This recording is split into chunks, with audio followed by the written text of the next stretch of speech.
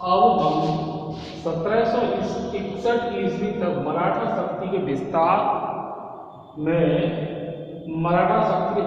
के अंतर्गत पानीपत के तीसरे युद्ध के कारण एवं पानीपत में मराठों की पराजय के कारणों के बारे में समझेंगे कि मतलब पानीपत का जो तीसरा युद्ध हुआ 1761 में, उसके क्या कारण थे और पानीपत में मराठों की पराजय के क्या कारण रहे। तो इसके बारे में विस्तार से जानेंगे। तो पहला जो कारण था, इससे पूर्व हमने पेशवाओं के बारे में जाना और किस प्रकार से जब मराठा शक्ति कमज़ोर होने लगती है और केंद्र में मुगल सत्ता कमज़ोर होने के बाद केंद्रीय सत्ता की कमज़ोर स्थिति का लाभ उठाते हुए अहमद शाह अब्दाली भारत की ओर रुख करता है और मराठा भी केंद्रीय शक्ति का जो उत्तर भारत में केंद्रीय शक्ति की कमजोरी के कारण वो भी लाभ उठाना चाहते हैं। तो इस प्रकार भारत में अहमद शाह मतलब मुगलों की शक्ति कमज़ोर होने के कारण मराठा और अब्दाली ये दोनों एक दूसरे से टकराने की स्थिति में आ जाते हैं। तो पानीपत के तीसरे युद्ध के क्या कारण थे उसको जानेंगे। भारत में राजनीतिक शून्यता का कारण ये था कि केंद्र में जो मुगल सत्ता जब तक मजबूत स्थिति में रही, मतलब उन्होंने अपना आधिपत्य अच्छी तरह से बनाए रखा, तब तक तो ठीक था। लेकिन जैसे जैसे औरंगजेब के बाद उनके जो उत्तराधिकारी हुए जितने भी मतलब शासक बने सम्राट, वो इस प्रकार से सक्षम नहीं थे कि वो उत्तर भारत को अच्छी प्रकार से संभाल पाए। तो जब इस प्रकार की स्थिति जब पैदा हुई तो समस्त उत्तर भारत अजायब घर की दशा में आ गया था, मतलब अजायब घर जैसा लगता था। तो केंद्रीय शक्ति के कमजोर होने के कारण सारा देश अजायब घर बन गया था। मराठा अब्दाली दो शक्तियाँ ही दिखाई देती थी। तो भारत में राजनीतिक शून्यता के कारण भी ये पानीपत का तीसरा युद्ध हुआ। इसके बाद दिल्ली पर प्रभाव बढ़ाने का संघर्ष। तो दिल्ली पर प्रभाव बढ़ाने का संघर्ष 1753 ईस्वी में मुगल सम्राट वजीर सफदरजंग के बीच डेमनेस पड़ा। तो मराठों ने सफदरजंग के विरोधी गुट की सहायता की और 1757 ईस्वी में अब्दाली ने भारत पर आक्रमण किया। तो दिल्ली पर प्रभाव बढ़ाने का संघर्ष भी यहाँ पर बना हुआ था, किस प्रकार से दिल्ली पर अपना आधिपत्य स्थापित किया जाए। फिर है अब्दाली का भारत की राजनीति में हस्तक्षेप। अब अब्दाली ने भी भारत की राजनीति में हस्तक्षेप किया। जब ये देखा कि मराठा अपना जो शक्ति बढ़ाने का प्रयास कर रहे हैं और उत्तर भारत में मुगल शक्ति कमजोर हो गई है, तो उस अब्दाली ने भी इस मौके का लाभ उठाया। तो 1752 ईस्वी में अब्दाली ने मोइन उल मुल्क को पंजाब का सूबेदार नियुक्त किया और 1756 ईस्वी तक दिल्ली तक धावे बोले। मतलब उसने क्या किया, 1752 ईस्वी में अब्दाली ने मोइन उल मुल्क को पंजाब का सूबेदार नियुक्त किया और 1756 ईस्वी तक दिल्ली तक धावे बोले। इसके बाद अब्दाली की सैन्य सफलता। अब अब्दाली की जो सेना थी वो अनुशासित सेना थी। तो अब्दाली की सेना में जो सैनिक थे वो काफ़ी कुशल थे और उसके जो तोपखाना था जो ऊँटों पर मतलब रक्त पर इधर से उधर ले जाया जाता था, जिससे कि हल्की तोपें होने के कारण अब्दाली को अपने शत्रुओं को पराजित करने में कोई विशेष मुश्किलों का सामना नहीं करना पड़ा।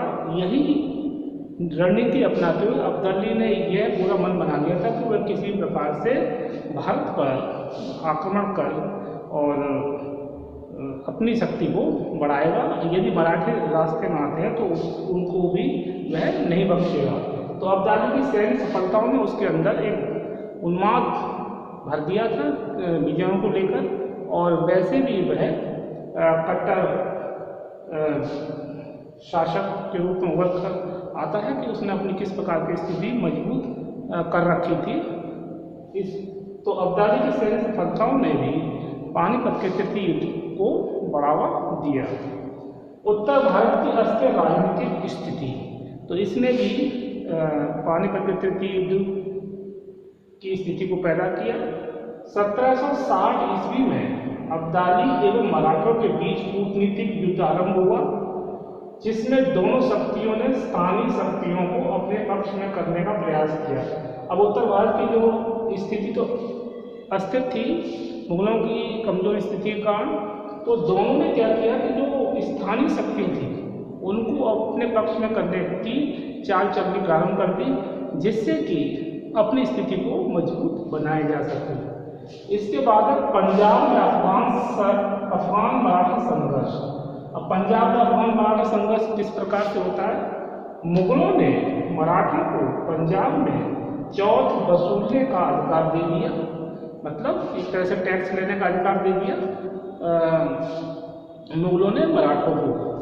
तो क्या हुआ, किंतु अब्दाली ने पंजाब पर अधिकार कर तैमूर शाह को वहाँ का सूबेदार नियुक्त किया और 1758 ईस्वी में मराठा ने तैमूर शाह को वहाँ से भगा दिया तो अफगानों ने पुनः आक्रमण किया। कहाँ पर? पंजाब पर, और मराठों को पीछे धकेल दिया, मराठों की प्रतिष्ठा को, जिससे आघात लगा।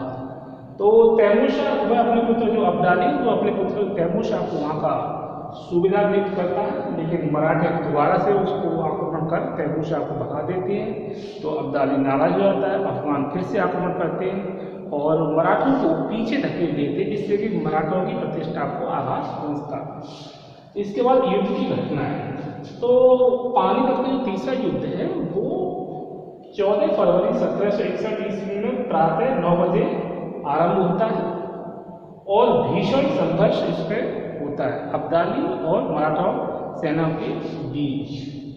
संयोगवश पेशवा का पुत्र विश्वासराव शत्रु की गोली से मारा जाता है। मतलब भयंकर युद्ध चल रहा होता है, उसी दौरान क्या होता है कि विश्वासराव जो पेशवा का पुत्र था वो गोली से मारा जाता है। जब इसकी सूचना सदाशिवराव भाऊ को मिलती है तो वह संयम खो देता है और वह संयम खोकर अनियंत्रित युद्ध करने लगता है, जिसके कारण मराठा सेना में भगदड़ मच जाती है और मराठा सेना के अंदर जो उत्साह था वो ठंडा हो जाता है जब ये पता लगता है कि सदाशिवराव भाऊ और विश्वासराव जो है वो वीर गति को प्राप्त हुए। तो इससे उनके अंदर मतलब एक तरह से जो युद्ध के प्रति उत्साह था वो कम हो जाता है। जसवंत राव और तुकोजी सिंधिया भी युद्ध में मारे जाते हैं। जसवंत राव और तुकोजी सिंधिया भी युद्ध में मारे जाते हैं, जिससे कि मराठा सेना में एक निराशा की स्थिति उत्पन्न हो जाती है और अब्दाली को एक जीत मतलब अप्रत्याशित जीत प्राप्त होती है, जो कि अब्दाली के लिए बहुत बड़ी महत्वपूर्ण थी कि मतलब कि किस प्रकार से वो एक मराठा सेना पर अपनी विजय पताका फहराते हैं। महत्व एवं परिणाम। तो इस युद्ध का पानीपत के तीसरे युद्ध का विशेष महत्व है, क्योंकि हमने देखा कि पानीपत के प्रथम युद्ध इब्राहिम लोधी और बाबर के बीच में होता है, दूसरा हेमू और अकबर के बीच में, और तीसरा युद्ध जो है 1761 में अब्दाली और मराठों के बीच में जो होता है। उसके बाद उत्तर भारत में कोई शक्ति नहीं बची रह गई थी जो अब उसको संभाले, और अब्दाली की विजय से सबसे ज़्यादा लाभ अंग्रेज़ों को होता है। तो अंग्रेज़ों के लिए जो मराठा शक्ति जो समस्या बनी हुई थी वो अब्दाली के माध्यम से समाप्त होती है और वो दक्षिण की ओर पलायन कर जाते हैं। इस प्रकार उत्तर भारत में अंग्रेज़ों के लिए कोई चुनौती देने वाला नहीं रहता है और अब्दाली लूटपाट करने की नीति को अपनाते हुए वह अपना उद्देश्य पूरा करता है। तो इस युद्ध का महत्व परिणाम जो सबसे निकल कर आता है वो अंग्रेजों के लिए सबसे ज़्यादा लाभदायक बात सिद्ध होती है। इसके बाद पानीपत में मराठों की पराजय के कारण। तो पानीपत में मराठों की पराजय क्यों हुई, किन कारणों से हुई, क्यों मराठे पराजित हुए, उसके बारे में विस्तार से जानेंगे। प्रतिद्वंदी सेनानायक सदाशिवराव भाऊ एवं अब्दाली, इन दोनों के अंदर अगर देखा जाए तो कूटनीतिक दूरदर्शिता रणकुशलता को लेकर अंतर दिखाई देता है कि सदाशिवराव भाऊ के स्वभाव और अब्दाली का जो धार्मिक उन्माद और युद्ध के प्रति एक जिजीविषा वाला व्यक्ति देखने को मिलता है। और जब युद्ध चल रहा था पानीपत का तीसरा युद्ध, तो उसने क्या किया था, अहमद शाह अब्दाली ने 10,000 सुरक्षित सैनिक दस्ते रख छोड़े थे, जो बाद में मराठा सेना पर आक्रमण करने के लिए अचानक। तो यही नीति अब्दाली के लिए लाभदायक सिद्ध होती है और 10,000 जो सुरक्षित सैनिक दस्ते थे अब्दाली को विजयी दिला देते हैं। प्रतिद्वंदी नायक अब्दाली के पास जहान खां, शाह पसंद खां, अताई खां, करीम खां, शहाब अली खां, नजीब खां आदि सेनानायक थे। भाऊ के पास बूढ़े मल्हार राव होलकर और नवयुवक जनकोजी सिंधिया, जो अब्दाली से विभिन्न अवसरों पर पराजित हो चुके थे। तो इब्राहिम गारदी को विशेष कृपा प्राप्त थी क्योंकि वह अच्छा तोपची था। तो अन्य मराठे सरदार इस बात के लिए सदाशिवराव भाऊ से ईर्ष्या करने में लगे रहते थे कि उसने एक मुस्लिम को, एक मतलब इब्राहिम गारदी को इतना क्यों महत्व दे रखा है। तो इसके लिए भी आपसी मनमुटाव बना था। और वैसे इब्राहिम गारदी ने पानीपत के तृतीय युद्ध में शत्रु सेना को काफ़ी हद तक नुकसान पहुंचाया और शुरू में ऐसा लग रहा था कि मराठा सेना ही विजयी रहेगी, लेकिन दुर्भाग्यवश पासा पलट जाता है और मराठों की पराजय होती है। प्रतिद्वंदी सेनाएं मराठा सेना जो थी सामंतवादी संगठन के दूषित रूप से पीड़ित थी। जो मराठा सेना थी वो सामंतवादी संगठन के दूषित रूप से पीड़ित थी। मतलब मराठा सेना में आपसी एकता तो थी नहीं, आपसी मतभेद, आपसी मनमुटाव, आपसी लड़ाई झगड़े खूब बनी हुई थी, जिसके कारण वो कभी एकजुट होकर लड़ ही नहीं पाए। जबकि अब्दाली की सेना अनुशासित थी, यानी अब्दाली के इशारे पे ही युद्ध कर रहे थे। जबकि यहाँ पर युद्ध जब पानीपत का तृतीय युद्ध चल रहा था तो मराठा सेना में सामंतवादी संगठन के दूषित रूप से पीड़ित दिखाई देती है कि एकता का अभाव और अपने निजी स्वार्थों को लेकर आपसी झगड़े में लगे हुए थे। तो ये भी अंतर दिखाई देता है अब्दाली और मराठा सेना में। इसके बाद सैनिक शिविरों की स्थिति। तो पानीपत में भाऊ का शिविर भीड़ भाड़ से भरा हुआ, जिसमें अधिकारियों की पत्नियां, रखेलें, नौकरानियां, तीर्थ यात्रा के नर नारी थे। और अब्दाली की सेना 60,000 थी, जबकि मराठा सेना 45,000 थी। अफगानों के पास द्वितीय श्रेणी के 80,000 सैनिक थे, मराठों के पास 15,000 ही सैनिक थे। तो कितना अंतर था कि मराठा सेना जो शिविर था उसमें एक तो स्त्रियों की संख्या, बच्चों की संख्या, जानवर भी उसमें काफ़ी संख्या में मौजूद थे। जबकि स्थिति कंट्रोल से बाहर थी। और जबकि अब्दाली की सेना में सेना भी ज़्यादा थी 60,000 और मराठा सेना 45,000।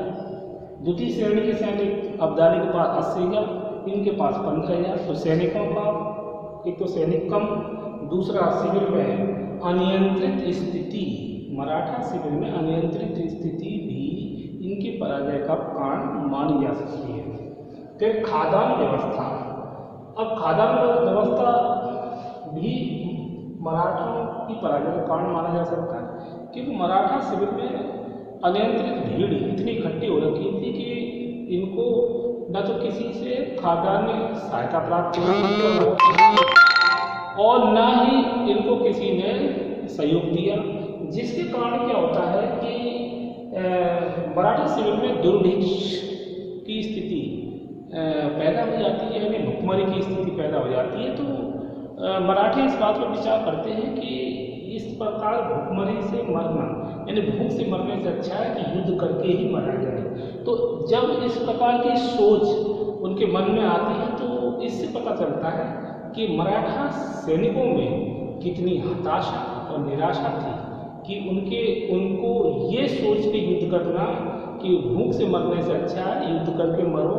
तो फिर उनका उद्देश्य वो एक तरह से निराशा का सूचक था। वो ये सोच के नहीं लड़े थे कि हम विजय ही प्राप्त करेंगे। उनका तो ये था कि भूख से किसी प्रकार से यदि मौत होती है तो भूख से तो मुक्ति मिल ही जाएगी। तो ये एक निराशा का सूचक था। जबकि अब्दाली की सेना में ऐसी कोई स्थिति नहीं थी। और सेना पूरे जोश और खरोश के साथ लड़ी जो और उसे तृतीय पानीपत के तृतीय युद्ध में विजय प्राप्त होती है।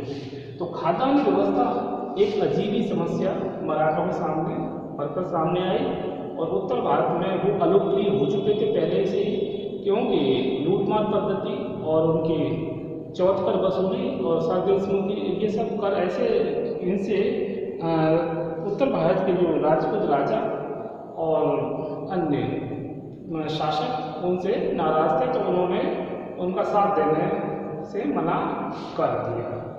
तोप खाना, मराठों के पास भारी वजन की तोपें थी जिन्हें आसानी से घुमाया नहीं जा सकता था। मराठों के पास बड़ी बड़ी वजनी तोपें थी, लेकिन उनकी समस्या ये थी कि उनको आसानी से इधर से उधर नहीं घुमा सकते थे, उन्हें बांधने की समस्या होती थी। जबकि अब्दाली के पास हल्की तोपें थी और इन तोपों को ऊँटों पर भी लाद कर एक स्थान से दूसरे स्थान पर आसानी से ले जाया जा सकता था। और हल्की तोपों की 400 तोपजियों ने मराठा सेना की कमर तोड़ दी थी। मतलब अब्दाली की जो 400 तोपजी थे उन्होंने मराठा सेना की कमर तोड़ दी थी। तो हल्की तोपें थी और आसानी से इधर से उधर मतलब जा भी सकती थी, तो जिसके कारण अब्दाली की सेना ने मराठा सेना में हलचल पैदा कर दी और एक तरह से मराठा सेना घबरा गई। जो तोपों के गोले बरसने लगे, तो इस प्रकार से तोप खाने में भी पानीपत के तृतीय युद्ध में अब्दाली को विजय और मराठों को पराजय का मुंह दिखाया।